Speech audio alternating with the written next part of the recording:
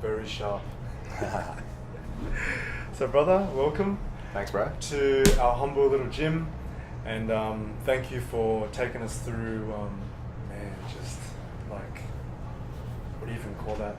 Yeah. That's like stuff that I used to love, which is like striking, but it's now been connected to implement and a new way of training those movements. Yeah. But introduce yourself first. Yeah. And then we'll get into all the good stuff. Okay, cool. Thank you for having me, dude. Like, fuck. Ever since you told me about this place, I've always wanted to come and just check it out, right? So, yeah, I really appreciate your hospitality so far. The place looks amazing. I think it's really cool that you're also doing something outside of it. Like, you've actually built it to a point that you've actually freed yourself from it, and you're actually doing stuff that really makes you, like, it really turns you on creatively. Yeah. But anyway, my name is Alan LIANG, and I am they call me a movement coach. I'm an artist, and I do various things. The main thing I'm doing at the moment is teaching people about their bodies. I basically specialize in helping people go through a process of understanding their body and understanding how their body relates to the physical world. And then through that process, hopefully they also make some other connections within themselves, internal, so maybe non-physically, and also how that will eventually translate into better relationships, not just with themselves, but also with people around them as well, you know? So a lot of the stuff that I do ultimately leads to better communication, you know, because while we are physical beings in the world, like, we don't really require so much physical strength anymore, right? We've got cranes, forklifts, you know, we've got technology to help us with that. We don't have to be that fast anymore. We've got cars, we've got planes, we've got boats, you know? We, in a way, don't even need to be that smart anymore because we're storing everything in, you know, in like technology and shit, which is, you know, is a good thing or a sort of pretty bad thing depending on how you look at it. So it's like, what do we do? You know what I mean? So a lot of it is trying to find out, like, you know, maybe it's a creative thing. Maybe like our contribution is, you know, no longer physical or intelligence, but it's something that's a bit more creative. It's like trying to find that new channel to like funnel our energy, you know. So that's ultimately like what I'm fascinated with. Although on the surface, if you're working with me as a client, you probably would just be doing a whole bunch of mobility work, a whole bunch of coordination work, a whole bunch of like body weight skill work, that kind of stuff. Well, that's pretty much where people should start, right? Because a lot of people have lost their mobility. Yeah. They've lost their range. They've lost strength in like half their range. A lot of people. Yeah. And they're not coordinated. They've lost the ability to like move in sequence or, you know, do certain movements. Yeah. So that's pretty much where people should start. I think so. Yeah. Like above lifting weights and above, you know, lifting heavy weights. Yeah. You know, which. I think there's definitely a place for heavyweights because, like, I know that a lot of people recognize that training form. They recognize a barbell over what we played with just then, which are the 9-speed tools, which is a super new alien thing. But once you got your hands on them, you can understand what they're for. You're like, oh shit, there's like super intuitive. Yeah. Totally. Like the first thing you said was like, wow, this stuff is really mental. And I knew that straight away when I threw that punch. I knew that I wasn't doing it right because it felt wrong. Exactly. Straight away. You didn't say a word. Yeah, didn't have to. And I was like, I didn't like that. I didn't like that. Okay, I like that. I like that. I like that. And I was finding that my balance was good. I was starting to keep my balance, but at the same time producing power. Yeah. And I wasn't like intuitive. Yeah. Absolutely. Like that stuff gives you immediate feedback. You cannot get away from it because of just the design of the thing. You know, like I think often we gravitate to fancy solutions and stuff because, you know, someone invented it, they created some marketing around it, and then like people do it, and a lot of the people don't really have an education around it, so they're kind of going like gravitate towards it, and then, you know, years down the track they might come across a whole bunch of injuries. They might not have improved overall the way that they move, and, you know, they reach, there's so many dead ends you can reach with a lot of modalities, right? And like, I'm not saying this is like the be all and end all, but I do feel like it does provide a great basis of exploration. Because like you said, it's like immediate feedback. It's like, okay, this feels wrong. It's almost like a teacher that's there without actually a physical person being there to teach you. It's kind of like you're just tangling with your own body, and your body is teaching itself. And that's ultimately how our bodies were designed. You know, like if our bodies required an instruction manual and an instructor to be able to operate properly, we would never have made it out of the jungle. We would never have survived this far to actually have this conversation. We would have been ejected from the gene pool completely. Dead, just like done, dinner. Eaten. Yeah, Exactly. Yeah. So people probably don't know what we're talking about. So can you show people, like, just explain to them the tool? Like that's what it is. Yeah. And so this is the 9-speed tool. So the 9-speed tool by Fighting Monkey. So Fighting Monkey is a group from Greece, and they basically study a whole bunch of disciplines and put together this kind of practice or experience where you can essentially explore your body and understand your body in relation to movement and other forces that exist around you in your environment. And they basically, I mean, their background is in athletics, dance, martial arts, and they've incorporated a lot of the commonalities, the overlaps, biomechanical overlaps in those disciplines, and basically put something together in order to help you to coordinate your body, take care of the health of your connective tissue, particularly your joints, and basically become more rhythmic, have more rhythmic and harmonious relationship with your body. And so with rhythm basically comes coordination. Yeah. You're teaching coordination through rhythm. Correct, yeah. So here's the thing, coordination is ultimately about order, and rhythm was the first order. Before language, how did we find order? We found it through rhythm. You don't need to understand language to understand rhythm. You can see a baby like bopping to music. Yeah. They can understand it. Yeah. You can even see dogs and animals bopping to music. Yeah. You know, there's music in the background right now. It's like, right, it's just a beat. There's moving with a beat. Correct. So if you think about it, if you were a life form pre-language, and there's just basically chaos. There's just shit happening that you have no idea what's happening, and then you were to hear, say, like a drum beat, you would automatically what's that, and you would follow it. You would follow it. You don't even know why, but you would follow it because there's something understandable and predictable about that. And so eventually we end up organizing ourselves so that we can actually harness this order and use it to leverage, use it for ourselves, for our benefit. And so one thing leads to another, and civilization occurs. Language, civilization, all that kind of stuff occurs. It's like a chain effect. Forms of order and correct. Different forms of coordination. Exactly. Coordinating. Exactly. So to go back to this, like this thing gives you a tremendous, something very, very simple gives you like a huge capacity to actually like organize your own body. Because if you throw this and then you don't organize the rest of your body to understand where this may be going next, some part of the chain of your body is going to misalign. It may not injure you instantly, but it tells you straight away like, oh, you just lost balance. And if you lose balance in certain situations, it may be life or death. You know, like it's not life or death these days, at least not acutely. But back in the day, if you lost your balance, you lost your footing, man. You watch videos of like animals hunting other animals, and like, you know, the prey is like running, and then you see it slip, and then boom, dead. That's it. That's all it took. You know, so you know the stakes are not so high these days, and you know, which is a good thing, but it's also a bad thing. You know, it's taken out that pressure in our physical environments to actually force an adaptation in our body. And if we don't have those adaptations, what ends up happening is like chronic pain, for one, you know, injury, emotional pain. Like when you don't move enough and you don't move well, like you don't feel good. You know, like a lot of people, when they do certain types of fitness activities, it could be even the most basic thing. If they feel uncoordinated or weak, they don't feel good. You know, so they have to get past that barrier, you know? And yeah, so like, because we don't have that pressure, we need to somehow add that pressure back in somehow. But it has to be done in a way where not only does it feed your body in the way that it's supposed to be felt and fed in relation to its design, but it has to be fun. You know, there's so many modalities out there that, you know, like, there's tons of them, and that's a great thing because it's so accessible. Anyone can try different things now, right? But if it doesn't inspire you, you won't do it for long enough. And if you don't do it for long enough, there's just no way you'll get the adaptations necessary to take you into a healthy body when you're 80 years old. You know what I mean? Like, here's the thing for me, like, a big part of what I do is to help people who aren't professional athletes to find their physical way through life. You know, where do they channel their physical energy if their livelihood doesn't depend on physical performance?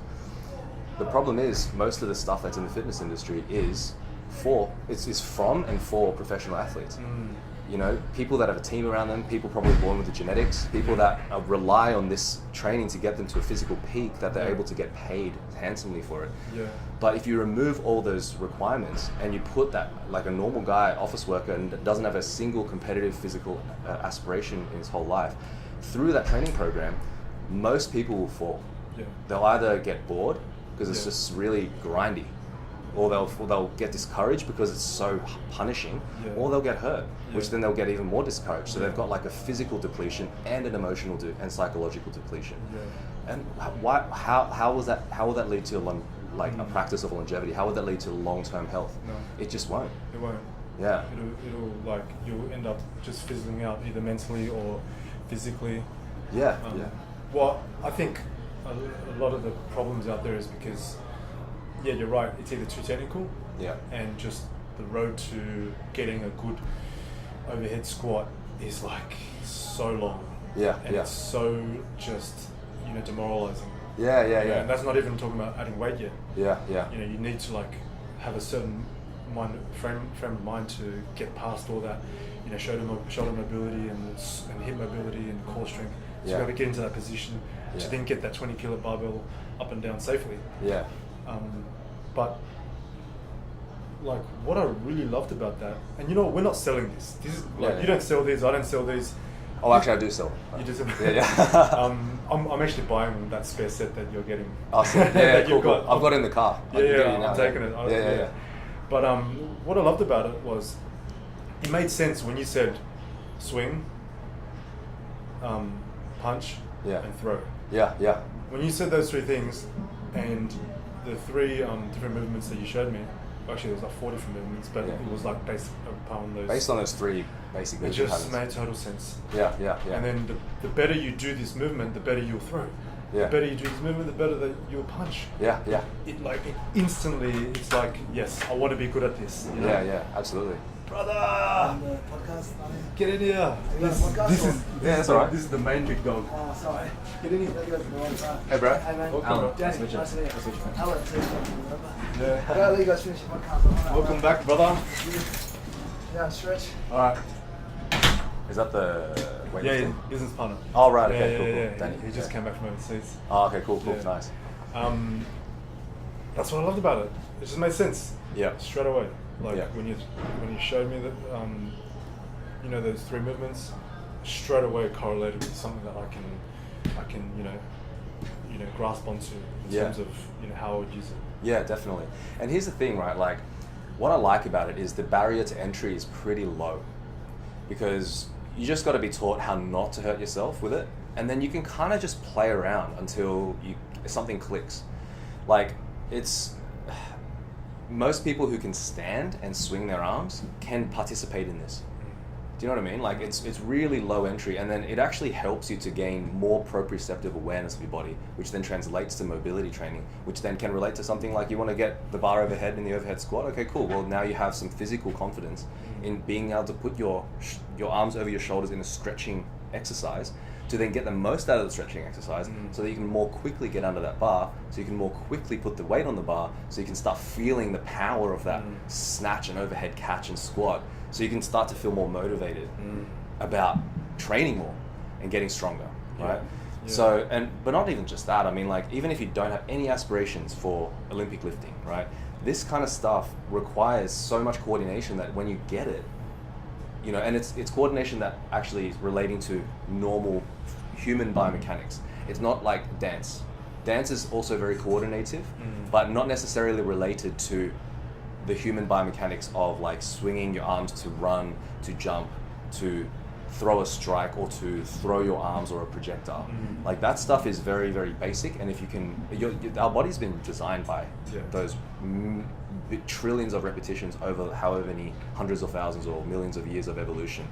It's essentially the throw is what separated us from the other animals. To throw stones and exactly kill things and fight with each other. Exactly. That, as well as like social coordination Yeah. through language and religion and all Yeah, that. working as a team, Yeah. forming relationships. Exactly.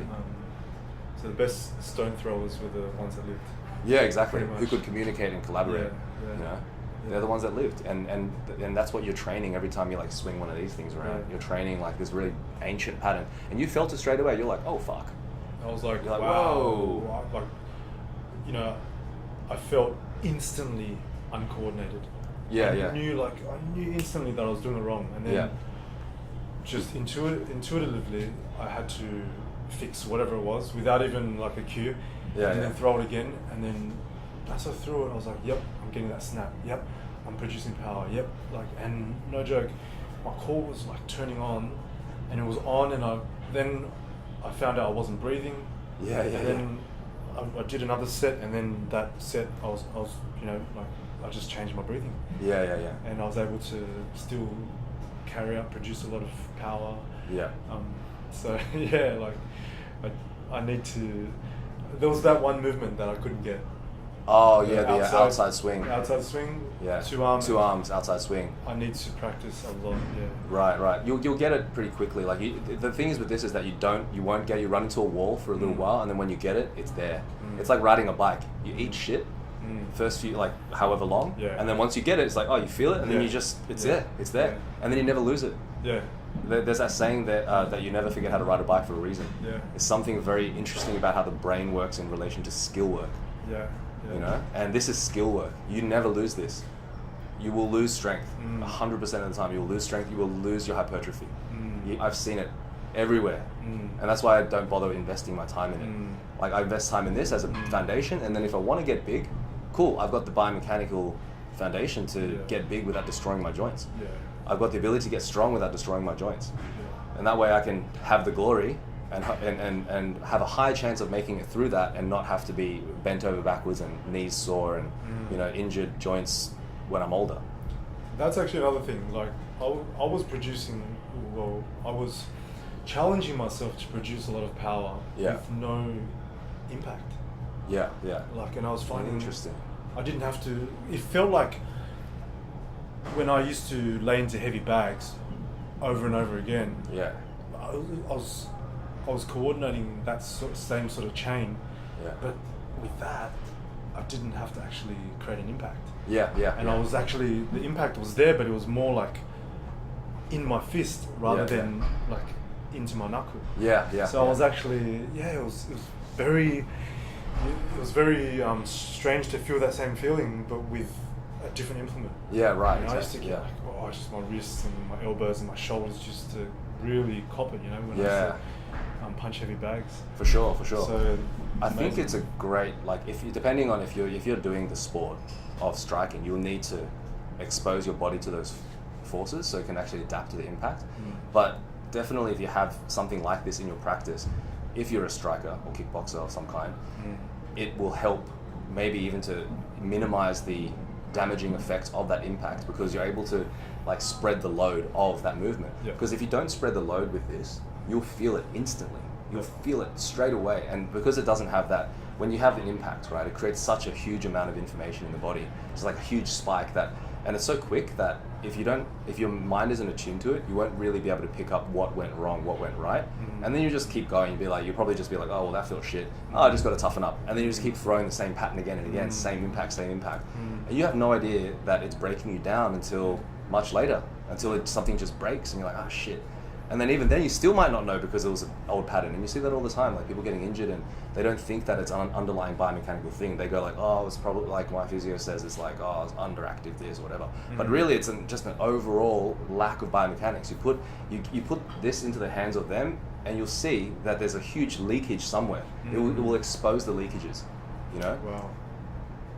That's leakage is bad. The leakage is bad. Yeah. A lot of like, no matter what realm, that's definitely, man. super bad. Yeah, 100%. So that's like a tiny aspect of fighting monkey, right?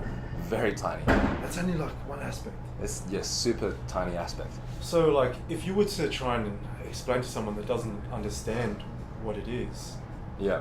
how would you do that? Like, how would you, like, not sell it? Yeah, how yeah. would you make someone understand what it is in the simplest way? The simplest way, I would say that you do the experience, in terms of like, if I was to organize a workshop, which I do, and I think that you would benefit from the workshop, I would generally, 80 to 90% of people, actually more, require the coordinative stuff, require the stuff that relates more to like joint health, elasticity of the connective tissue, rhythmicality of the body, ordering the body so that the hands and the feet work together, organizing the body so that there's an axis that is an unbroken axis, that everything revolves around harmoniously. If you're the kind of person that requires that, which is pretty much the majority of people that I speak to who I think would be interested in such an experience, I would just say that it's about coordination, elasticity, and rhythm. Like, those are just three huge aspects that are missing in life in general. Yeah. Like the lack of order, Big time. the lack of, like, the stiffness, there's no elasticity. Big time. Especially in like the fitness industry.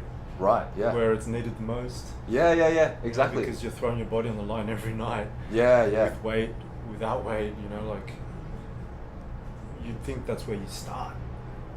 Exactly. Right? Dude. Like, I mean, like, the way we've built this place, I've said to people, the way we do CrossFit now is you do CrossFit. Yeah. And then you kind of fix things as you go. Yeah. Which is like kind of backwards. Yeah. In my perfect world, if you want to do CrossFit, okay, great. You need like a baseline of gymnastics. You need like a certain amount of straight arm strength. You need a certain amount of core strength. Yeah. You need to be able to like at least like walk up a wall. Yeah. Like something like that. Yeah. Maybe not handstand walk, but walk up a wall. Yeah. And then be able to do like a handstand push up. Yeah. Like some other, and then you'd need like Olympic weightlifting, be able to like handle an empty barbell, be able to go through the positions of a snatch, clean and jerk, overhead squat, before you even start CrossFit. Right. Okay. But how can you get there without CrossFit? Right. I know. Like, how do you fall in love with CrossFit? Like, without doing it. Right. Yeah. So this goes to what the company that I'm building. It's called Primed Bodies. That's the name of the movement, coaching, teaching business that I have, right? And the idea behind primed is like there's a state in which your body is able to do certain things so that you are trainable in any discipline. Right. Because that's what I've always been. I've always been trainable in any discipline. Throughout my history, right? Like, I have gone into any sport, any martial art, any dance discipline, and unanimously everyone in there is kind of like, whoa, how long have you been doing this? And I'll be like, oh, this is kind of like my first lesson, or I've been doing it for a week, or I've been doing it for a month, or whatever. And they're like, whoa, what the fuck? And what they don't understand, like, people write me off and they're like, oh, you're a genetic freak, which I am in a way, right? But there's all this stuff that I've done that no one has ever seen, right? There's no one has ever seen, and it's accessible to absolutely everybody, right? And that's the stuff that I've done, right? That's accessible to everybody is the things that are the ingredients of being able to the ingredients of priming your body to be trainable in any discipline. So you can move the way that you want without fear of injury, and to create maximal power and performance. So you can actually get the skills that you're trying to go for. Like, there's nothing worse than going to martial art and you do it for like 3 years and you still feel like a white belt, or you keep getting injured and stuff like that. And that's like the biggest problem in fighting gyms, you know what I mean? Because there's so much chaos, but you're putting people who have been bred in front of a TV at the dinner table, in an office chair, to do stuff. At all. No conditioning, and the forces are wild as fuck in combat sports, and even in sports in general. So this idea of being primed I think is super important. And it's a state that you need to, you can use various modalities to get into, but it's a state that you need to keep in mind and have an intention to try and reach. Because if you don't reach it, it's only a matter of time before you get injured and discouraged, and then you waste so much time. 5 years could pass, 10 years could pass, no proper training, so you find yourself at 40, 50, and you're like, oh God, how do I turn back the clock? So a primed body is one that can actually handle the outer reaches or the outer rim of movement, right? And you're able to know exactly how the outer reaches of your body behave. And you go there. You have to be able to go there, you test it, and then you test it with speed. You test it with weight, you know? And what I mean by that is there's an outer rim outwards and there's an outer rim inwards. Outer rim outwards is kind of like when you expand your body and stretch. If you stretch your joints and you stretch your connective tissue to a point, you're like, fuck. Being able to go there and understand how your body behaves and reacts and how your tissues behave, super important. The other important thing is how does your body behave in the other outer rim inwards, right? So when your joints compress, when you like land in a clean, for example, and like the bar lands on you and you land with that bar into a full compression of your lower body, your ankle's going to full dorsiflexion, your knee's going to full flexion, you're going to full flexion in your hip, and then it's like a clap, there's like a bang, right? How do your joints behave in that outer rim, right? So it's understanding and mapping how those two outer rims really behave. And then if you have that, you can have confidence to basically put yourself there, you know, in lots of different types of movements without having to be like, the overthinking, you know, positions, overthinking, okay, shoulder flexion, I'm here, side flexion, I'm here, extension, I've got this. It's too much for the mind to handle. You know, when you're swinging something like this around, like the 9-speed tool, when you're swinging it around, you're not thinking shoulder flexion, turn on the abs, turn on your glutes. There's no time. Yeah. There's no time for a wrestler to like think about their glutes when they're like defending a takedown and trying to go for a takedown as well. There's just no freaking time. Yet they are some of the most athletic people in the whole world. You know, and we couldn't have made it out of the jungle if we hadn't been able to develop that level of athleticism without all these technical terms. So there's a way there, right? And I think that a big part of it is to map your proprioceptive network. You know, how does the outer rim behave here? How does the outer rim behave here? And how do they relate? And how do you translate, movements from one discipline to another so that you can go from a weightlifting, like Olympic weightlifting, explosive strength-based stuff to like a dance class, where everything's kind of flowing and you've got to move rhythmically and stuff, to a Muay Thai class where you're throwing kicks into pads, at speed and high impact while still maintaining, a strong frame and a base, so you can actually take that into sparring where, guys trying to hit you, it's all that, right? So that's what primed is to get you trainable in any discipline.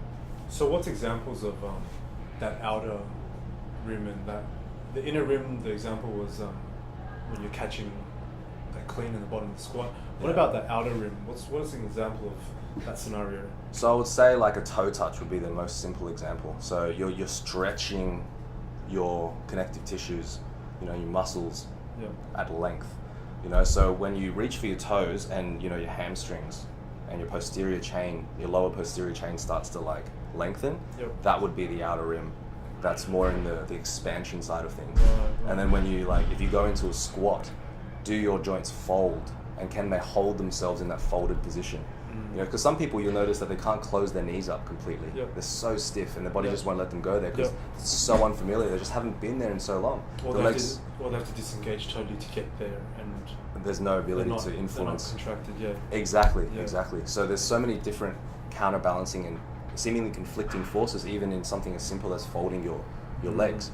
So that would be the compression side of the outer rim. And there's all these relationships of activation there, and in the expansion side of the outer rim, when you're stretching muscles, there's also that level of multi-layered influence of muscle contraction, stabilizations, where is your weight shifting, all of that kind of stuff. So is it possible to, if I was to throw at you 5 different people, would you be able to make just real quick sort of a recommendation to programming to what you would do to help this person start progress onto that primed body? Yeah, absolutely. So say first one would be office worker, sits at the table, 30-year-old. What would you do for that person and the common elements for that person? Okay, so the first thing I would do is put them through some kind of a really basic movement screen. Let's see if their lower body folds. Can they squat down without letting their knees buckle, without their heels lifting off the floor? And then as they're doing the squat, I'll see how they're actually interpreting my instructions. Are they going into it without any control? Or are they? Do they have some level of like, oh, I've done squatting before, so I know exactly where to shift my hips in relation to my knees, in relation to my shoulders. You know, you can see somebody who collapses in the spine and you know, like they're like really unstable, and then someone who, you know, has probably done a whole bunch of like high intensity stuff, and they drop into the squat, but then you can see there's no control there, so there's very little intelligence and very little regard for their joints. You're just like, oh fuck. If they do that again and again and again, you know that they're going to be in for some trouble. So I'm looking out for that kind of stuff, not just simply getting into the range. Getting into the range, you can cheat that shit, you know what I mean? But how you get into the range, how you set it up, shows you a lot about your relationship to your body and your intelligence and your experience. So that's one thing. And then I'll see how they coordinate upper and lower body with simple like jumping drill. So I'll see how they actually coordinate the pendulum of their arms to the squatting and the contraction of their body to actually like create the kinetic potential to jump, and then how they're collecting themselves when they land on the floor. That also tells me a lot about their sense of balance, their sense of like rhythm. There's a rhythm, it's like a pendulum, wah, wah, and the sense of velocity. You know, because most people, like a lot of exercises, don't have velocity in them. There is no pickup of speed and sudden drop off, sudden pickup, sudden drop off. That is the acceleration, deceleration side of like, you know, the body that we were evolved with. How do we throw if we can't accelerate, if we can't just force, you know, transmit force through our body into a spear or a rock so that it hits something at such a high force that you have dinner to feed your family at night, you know? So that jumping drill, simple jumping drill, shows me a lot about the way that body is coordinating itself. And then I would take them through like, you know, various stretches, you know what I mean? Like how and mainly it's in the hips, you know, hips and ankles, they're the really big ones. If you don't have, they're very linked together. Like if your ankles are super closed and you can't dorsiflex past, you know, X degrees, you won't be able to ever get a squat because you'll end up just falling backwards. So, and that's usually related to some instability or lack of mobility or both. It usually comes together in the hip. So, you know, it's very easy for me to see that in the first thing, like can you squat, how are you squatting? And then I'll see how they're actually relating to different stretches and stuff. Like I try to keep things as basic as possible. I don't want to overload a person. Like a person has already too many things on their plate. This 30-year-old in an office, man, he probably has a relationship, probably married, you know, maybe, I don't know, relationship could be on the rocks. Maybe he's stressed out about his job. Maybe he's got kids. Maybe he's got family dysfunction. Maybe he's like depressed. Maybe he's got money problems. You know what I mean? Like, I want to keep this training as simple as possible.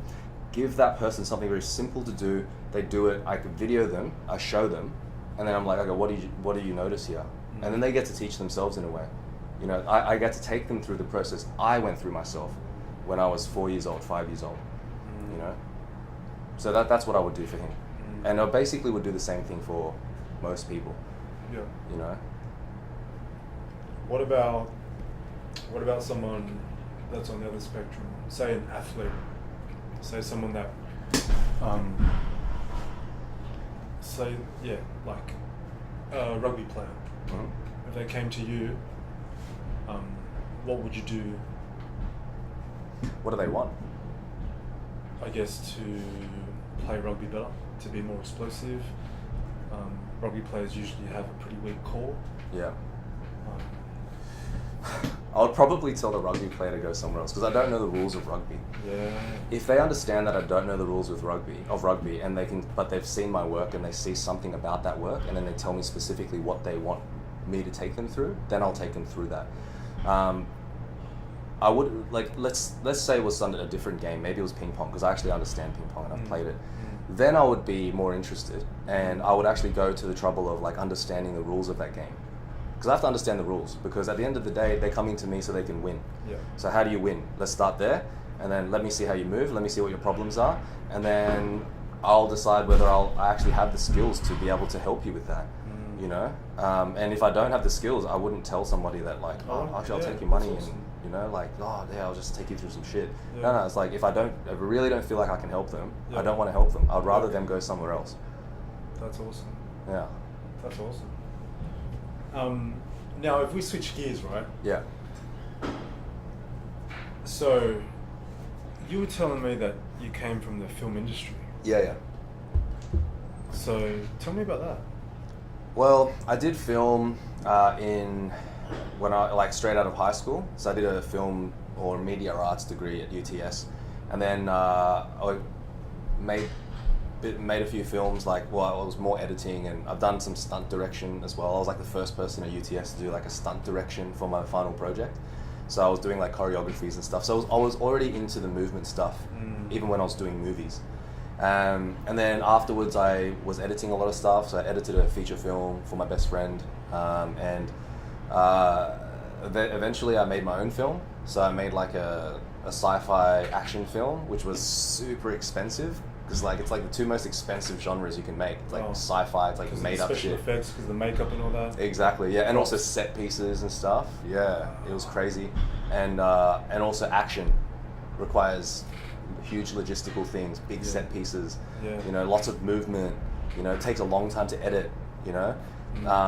So I did that, and then after that, I just had to find a job somewhere because I had so much credit card debt, and so I put film aside for a while, and I pretty much went career hopping, and basically learned a lot about life in the process, and I'm actually on the way to returning to visual media production, you know, using like moving media, which is what film is, to convey a message. Which I feel like at the time when I made that film, I was so young. I was like 22. I didn't have any real life experience, and hence I didn't really have anything to say. You know, I was kind of just making a film for the sake of it, and because I felt like I had to, and you know, I wanted to get into the industry, and this felt like it would do that, but I didn't really know why. And I felt this sense of anxiety back then as well, because I kind of knew that I didn't really have anything substantial to say, right? That being said, I still made a film, and I made it really good. I learned a lot, but looking back, knowing what I made, I'm like, okay, I can see that there's a ton of lack of life experience there that's behind some of the writing and directing and story decisions that I don't think I'd make now, because I'm much more experienced. I have a different view on the world, you know. I've been more connected to people, you know, on a day-to-day basis. So I kind of understand a lot more about what people care about, what people want, whereas I didn't before. Before it was all abstraction. It's like, oh, what's cool? What's cool to make? You know, what's in right now? You know what I mean? Like, what would get me the most attention? It wasn't authentic. You know? So what's the next project? Can you talk about it? Or? Yeah, fuck yeah. So the next project, so like it's linked to movement, right? So over the last couple of years, my movement progress has improved in terms of like physical performance and skill, but creatively it's kind of suffered because I didn't have a real focus in the last 2 years. You know, like before I was trying to get handstands and, you know, certain strength movements and stuff, but then that kind of lost meaning for me. And once I didn't have that, I was like, what is there, right? So I kind of just used my knowledge of movement to maintain what I had and just kind of keep my eyes open. And then recently I went through like a series of like life events that helped to clarify certain things, liberate me from some old baggage, and just really reopen my creative side, you know, to something that's a lot more connected and meaningful to me. So where do I even start? So like, I recently got into Shaolin Kung Fu. Yes. Right, so I've sort of subconsciously avoided the Chinese martial arts. I have a Chinese background, but because I'm a product of a different culture, so I was born in the East, bred in the West, I kind of always felt like if I just did Kung Fu, it would be so typical. Right. You know, so my first art form formally was capoeira, and then I did some BJJ, Muay Thai, and then I did some like, you know, movement training. But then as I got older, and I just felt this pull back towards learning about my own culture. And funnily enough, I got into Shaolin Kung Fu through my wife's Argentinian hairdresser. Wow. And like, it was like a crazy, like I was just cutting my hair and we just started chatting about, like, he was like, oh, I do Kung Fu at the Shaolin Temple. And I'm like, what Shaolin Temple? I didn't know there was a Shaolin Temple here. And I always assumed like the Shaolin stuff, because I knew so little about it. It was just like someone from here, went there for a few years, came back. And I don't know, like I feel like that's not legit. It could just be complete bullshit on my part. But when he told me that it was like a, you know, a proper Chinese monk from the temple who'd been there since he was a kid, you know, and he's here now teaching, and he doesn't speak a word of English. Yeah. I was like, sign me up. yeah, exactly. I felt like it was so authentic, and I had to try it. And then for me, it was also I consider myself to have a pretty good eye for movement. So it's like, even if what he says is bullshit, I can tell Yep. from the way you move. You cannot cheat me there. Yep. And I saw the way he moved, and I'm like, fuck, holy shit. What There was are different? levels. Like, what was impressive? What was like outstanding about the way he moved? Sharpness and grace, you know, and in person you feel the vibration, you can hear it, you know what I mean, there's a That proximity, thud, just that like snap. yeah, there's this The real balance. power, to the and connection to the movement that you get over years and years of like polishing the same thing, you know, and being immersed. You know, you can't cheat that, you know, even though I can, you know, do the movements, it would take me a long time to really form a real connection to it. So basically I started doing that, and I did it for about maybe like 2 months. You know, I did some classes, then I realized the classes were too easy and I needed more for myself. So I started doing private sessions with him, and for me it became a very like connective thing to my culture, because not only were the movements, so they felt really familiar. Like it was the first time I was doing them. I remember the first lesson I did, he taught me the first form, and then I felt like I was at home. I felt like I'd gone home. Really? It was weird. It was really weird. So there was some internal communication that's like, built into... possibly like a generation down the track somewhere, someone had, you know, gone through those sequences. Correct. It's in the genetic memory somewhere, and it's beyond rationality and your ability to explain it, but it was what I felt. And so it was a very good connective experience to my heritage, right? And also he doesn't speak English, so like it forced me to learn Mandarin as well, which my mother tongue is, what I was brought up with was Cantonese, so I never knew much Mandarin, but I knew enough Cantonese to kind of like, you know some words, and it was a great way for me to learn that, right? Yeah. So basically I started doing Shaolin, and you know, I was like, oh, this is really cool, like maybe this is my thing now, because I've gone for so long without like a direction. But then I was like, okay, Shaolin is very specific, like it's really specific, like why Shaolin, why not Wushu, why not Wing Chun, why not some Taoist art, why not Hung Kyun, or why not San Da? There's like a billion styles, like why this one, right? And for me, the reason why I love studying with Joseph from Fighting Monkey is because the whole experience forces me to look at things previous to what gave that thing a name. Like what motivated the initial interest in forming an art form that eventually becomes known as Tai Chi, that eventually becomes known as Muay Thai. You know, there was some other motivation, right? So I was like, okay, so where's that motivation for me to learn Shaolin? Where's the meaning? You know, can I see myself doing just this for, you know, the next 5-10 years, potentially for the rest of my life? And the answer was 50-50. I definitely will include this in my practice, but I want to expand beyond that. And a big part of what I do is I want to actually incorporate a lot of what I've learned through my life to, you know, put forth a message to people. You know, either to motivate them, to inspire them, to help them open themselves up to, you know, what their place is, how they can contribute, give them a direction in life, whatever. Like stuff that I remember I suffered with, you know, for many years. It's like, how can I create an experience that will help people get through that so they can reconnect to something very meaningful, right? So I was like, okay,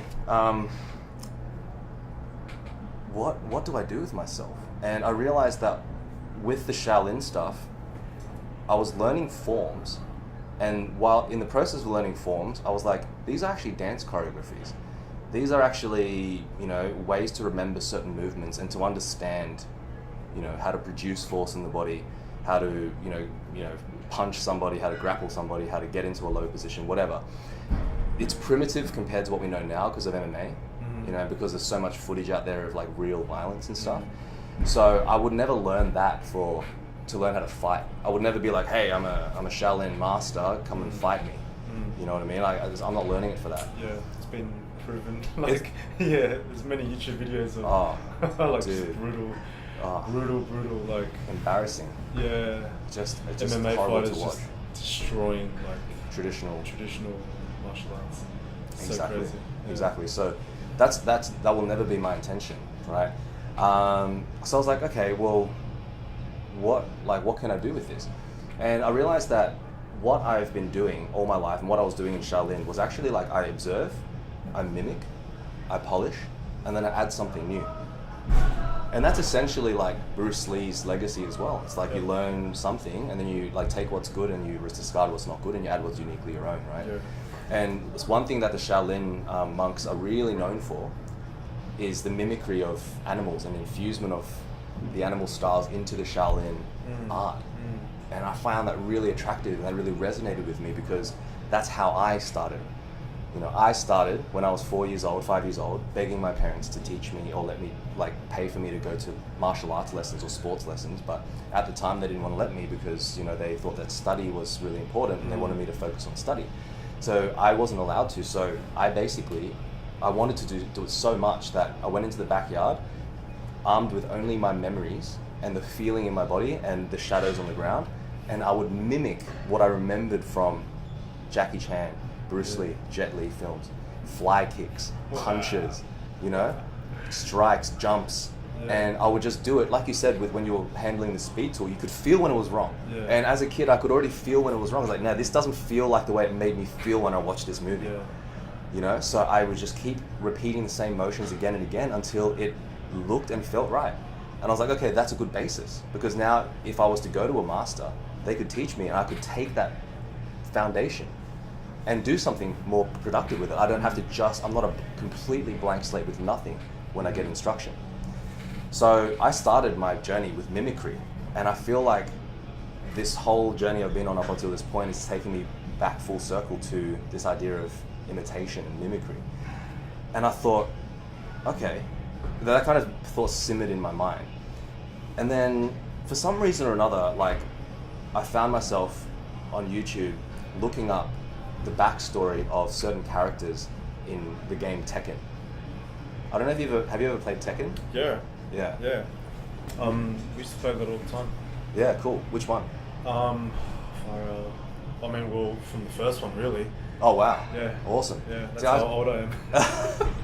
See, I missed the first one and the second one. I played a bit of the second one. Yeah. And then the third one came out and it just blew up. In the arcade, I was playing Tekken 1. Wow. Yeah. Holy fuck. Yeah. OG. I'm almost 40. I'm like... Oh, really? I'm 38 this year. Oh, wow. Yeah. Hectic. Yeah. Right. So I'm 30. And when I was 11 years old, I think I played Tekken for the first time and I was hooked. Yeah. And when I made it into selective high school, my parents said that they would buy me a PlayStation, and I got Tekken 3 as my first game. And Tekken 3 was like, I think at that time, the most popular fighting game aside from, like, in that year or whatever. Yeah. And I think historically, it's the most popular fighting game outside of, like, Super Smash Brothers and Street Fighter. Yeah. Right? Yeah. So, and the thing is, I started watching these videos, and it just brought all this nostalgia back to me. I'm like, whoa, fuck, awesome. And I started watching, like, competitive gamers, like, play this stuff, and I'm like, whoa, these guys are fucking awesome, holy shit. And then as I was watching these, like, characters move on screen, I was like, I can do this. I can, like, imitate these and understand, like, movement through imitation of these characters. Yeah. And this is essentially what I've been doing since I was young. Right. Even when I learned capoeira, I would be, like, observing, I'd break it down and I'd figure it out, and then I'd do it, and then I'd be able to build stuff on that. Yeah. And I think that's a big part of what's missing in the education of physicality. So I was like, okay, this could be something that I aim for, because it's not only, like, relevant to how I became who I am, but it's also something that I used to play a lot. It's something that's, you know, very nostalgic for me. It holds, like, this sort of, it's really fun. And also it will be such a fun experience to just try. Like, how do I, you know, imitate these video game characters in these disciplines? Yeah. Because here's the thing, like, you can try to imitate a Street Fighter character, but Street Fighter's super fantastical. They're firing fireballs and shit, and they're jumping 3 meters in the air and flipping and stuff. It's not realistic. Right. But the unique thing about Tekken is that it's a repository of, like, pretty much all the martial arts in the whole fucking world. There's, like, different forms of Chinese martial arts. You know, there's, like, a character that's based on Jackie Chan. There's a character based on Bruce Lee. Yeah. There's like this old character that's kind of based on, like, you know, all the old, you know, fucking have a beard and they're stroking their beard kind of archetypes in martial arts. Yeah. There's like there's a taekwondo guy. There's a boxing guy. There's a karate guy. Yeah, right. There's a kickboxing guy. Like, all the main martial arts are in there. and you can go. It's in one place. You can, if you wanted to, you can basically learn how the body works. So you're breaking down these characters, and you're gonna mimic these characters. In like, at what length, to what depth? Good question. Because, and then are you gonna base it upon a certain gamer that plays that character, or that doesn't matter? It's still sort of up in the air at the moment because I don't like. I know that there's someone out there that's already done like, this like bring the movements into real life. The thing is, he's doing it like, okay, every character has like a move list. You remember how you press start and you go move list, and you you do a single move and stuff. Yeah. He's done the move list for like all these different characters, right? But I'm not interested in that. I'm interested in combinations. I'm interested in how does one move lead into another move, lead into another move. Right. So there isn't potentially. There's infinite combinations. Yeah. So I'm not interested in doing all of them because I can't. It's impossible. So what I'm interested in is combinations that look good. Because this is not to teach people how to fight. This is to just teach people. It's a project. Right. It's like it's the same thing as like a dance choreography. Yeah.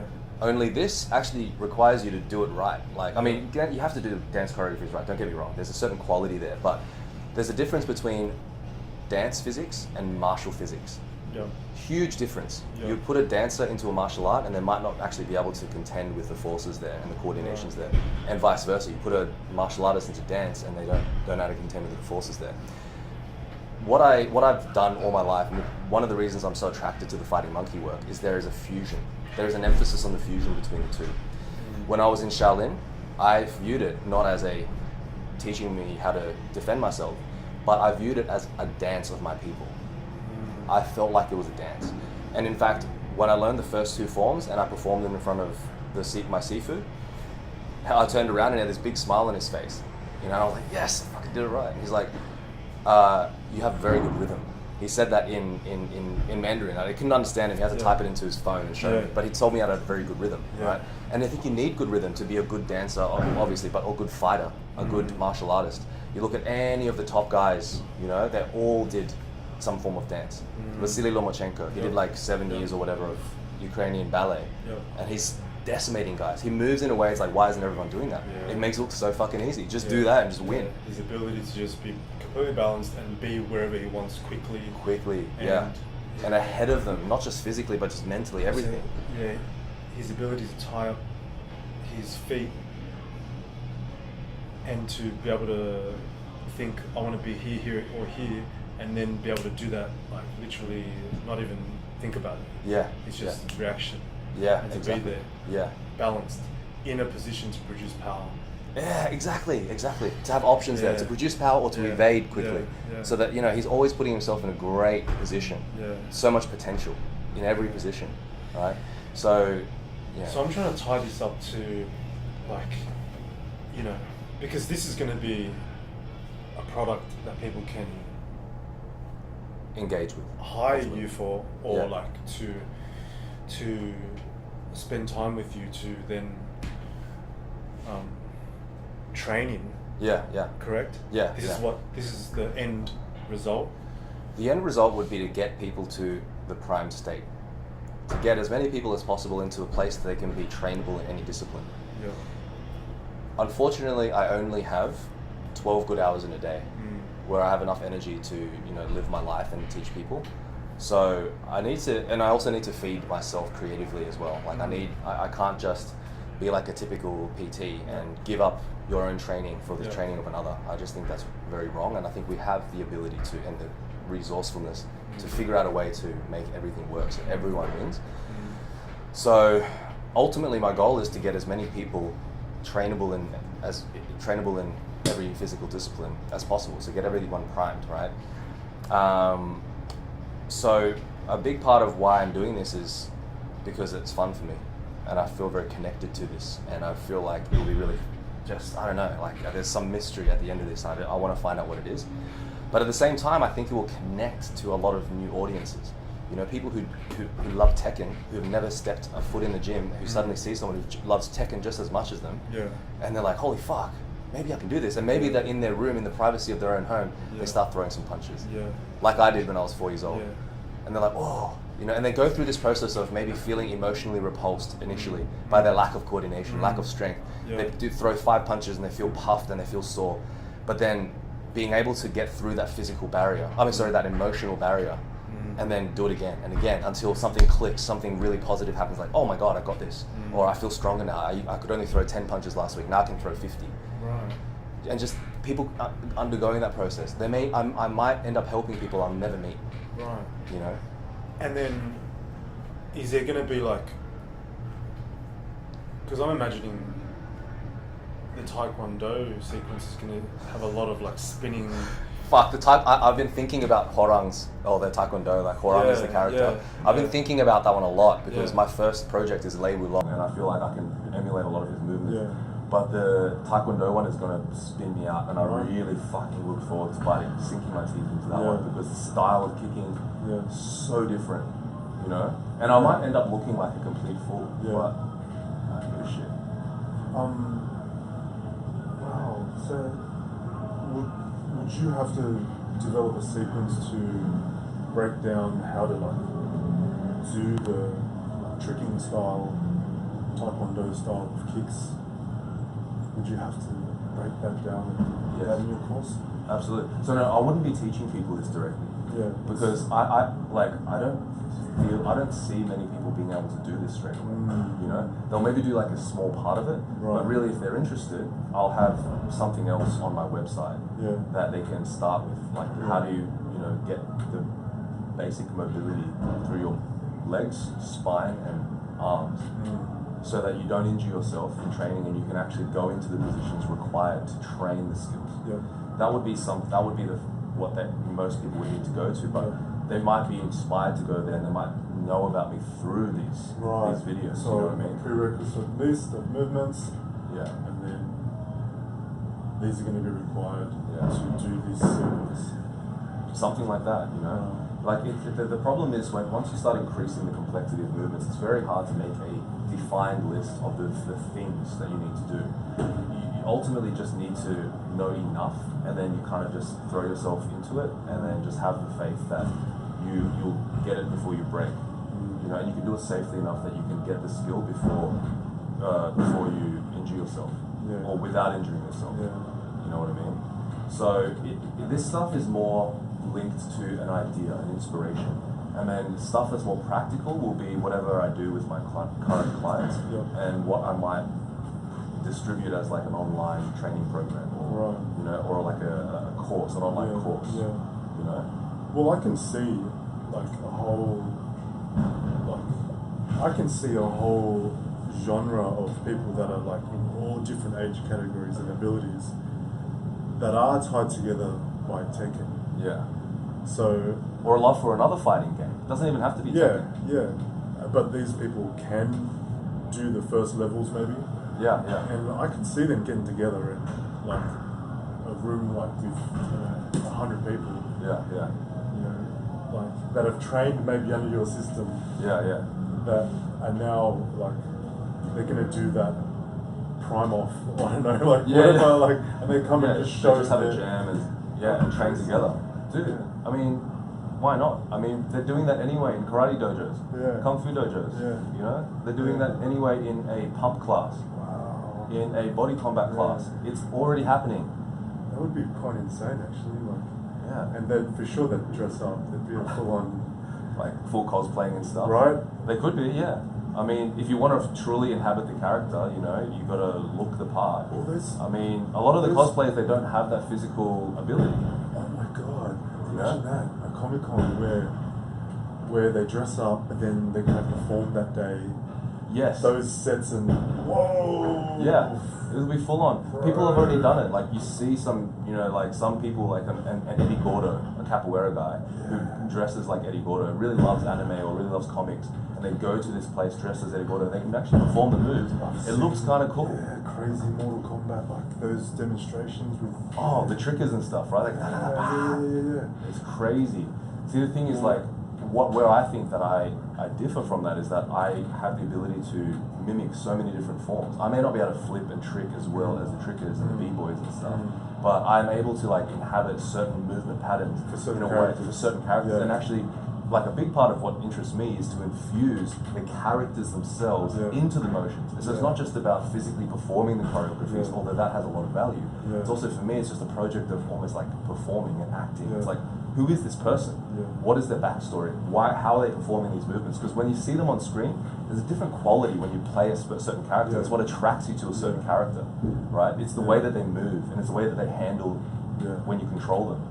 And there's a different personality and feel, and that's why some people gravitate more towards Heihachi or Jin or Kazuya or hey, you know, it's a huge like emotional thing, right? And this is my connection to it. I'm like, whoa, I can't wait to sink my teeth into this because I get to watch Jackie Chan films. If I'm doing Lei Wulong, I like, okay, he's inspired by Drunken Master. Okay, I get to watch Drunken Master again, and I do it for work. And the reason why people aren't doing it is because there's just nothing, like, there's just no one has put the time in to sequence it out and do a few examples. Yeah, exactly. So for me, it would be a case of like I either put a combo together myself, right? Or I ask the community to be like, okay, challenge me with a combination, and I will show you my process of breaking this down in my head. What do I see? What am I going to do? And then you see me try to do it. You see me fail until I start to get something. So you get to go on this emotional experience with me because what no one has ever experienced, because they see me do all this crazy stuff, and they think, oh shit, I'll never be able to do that. You've always been able to do that. It must be a genetic thing, right? And then they write it off. It's deterministic, you know, it cannot be controlled. And then for me, it's like, no, like you don't understand. Like every time I do something, I've done it so many times wrong. I've had to overcome fear. I've had to overcome frustration in order to get here. But because I've never documented it, if I say it, you won't really believe me unless you see it. And so this is where the film stuff comes back in. I want to film this and expose this and try to be as honest as possible with what I'm going through so that people may understand not just, you know, how to physically move, but there's an emotional and mental journey that's associated and deeply linked to it that's just as important, and that people will go through. All the best dancers in the world, best martial artists, athletes have gone through to get where they are, and you can do it too.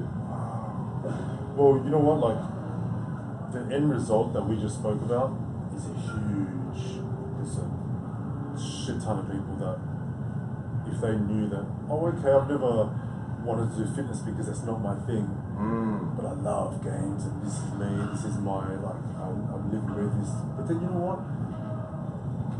If this is tied to actually getting into shape, and that actually brings people off the couch, and then they dedicate an hour or two a day to that, to getting a primed body, to getting those combos down, which will complement when they actually go to Comic-Con and dressed up to the nines, you know, like Exactly. That get to actually share that experience with people who are also into the same thing, are cool people, and they're just there to have fun. They're there to get down and just meet new people.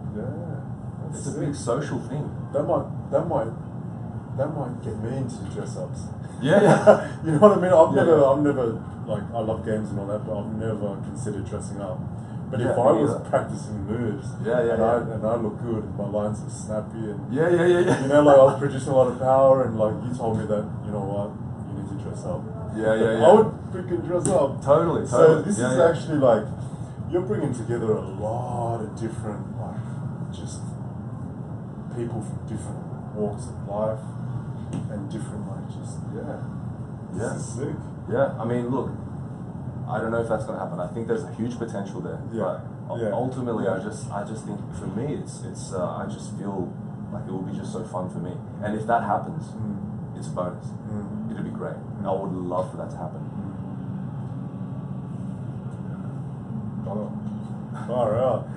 That's amazing. We have so much more to talk about, but we've done an hour. Wow. That's so I reckon we should save some for episode 2. Hell yeah. We're gonna organise a seminar, so Yep. I reckon after we do the workshop, we'll get up another podcast to see Definitely. where you're at. Definitely. And then for the people, if they needed to contact you, how would they do that? Where would they find you? Instagram and Yep. Instagram at Alan the Liang. So ALLAN the LIANG. You can find me there. You can contact me directly from there. My website's primedbodies.com. Emails there, everything. So you can see blogs. I'll be putting videos up there soon. Soon with this bringing Tekken into real life project, I'll have YouTube stuff, live stuff on Twitch. So I'm gonna stay feel. tuned. I want to be like one of the gophers for that. Yeah, Yeah, bro, get me involved. Fuck yeah. But that today was a shit ton of fun, so I want to get more in depth into it. Absolutely. So I look forward to running the workshop here with you, man. It'd be really good. Yeah. Hell yeah. Yeah. Sick. Thanks, bro. man. Sick. Appreciate it, man. Brother, that was so good. Awesome. So much fun. Yeah, man.